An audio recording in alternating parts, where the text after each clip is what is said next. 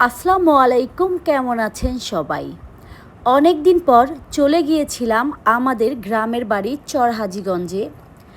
সেখানে গিয়েই চলে গিয়েছিলাম আপুর সাথে আমাদের বাজারে। আর আজকে ছিল হচ্ছে হাটের দিন। তো হাটের দিন মানেই হচ্ছে চরহাজিগঞ্জ বাজারটা খুবই জমজমাট থাকে। প্রচুর পরিমাণে ফলমূল ওঠে এবং শাকসবজি ওঠে এবং মাছ মাংস ওঠে। তো মাছের ভিডিও আমি দিয়েছিলাম, বাট আমি মাছের পাশাপাশি আমাদের যে পদ্মার পাড়ে একদম সিজনাল যে ফল আখ, এটা অনেক উঠেছিল। তো বরাবরের মতোই আখ আমার খুবই পছন্দের একটা ফল। যখনই আখের সিজন আসে আমি যেখানেই পাই আমি সেখান থেকে কিনে ফেলি।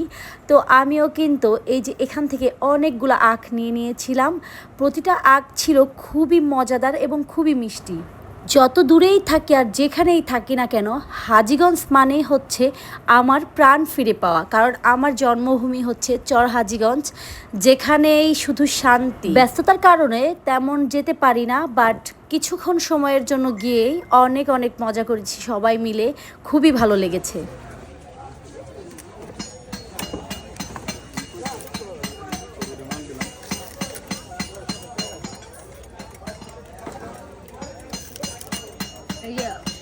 তোমরা ফিল বুঝতেছো না, এত সুন্দর একটা জায়গায় একদম কিনে খায় দেখো কেমন কি মজা। ভাই একটা খান।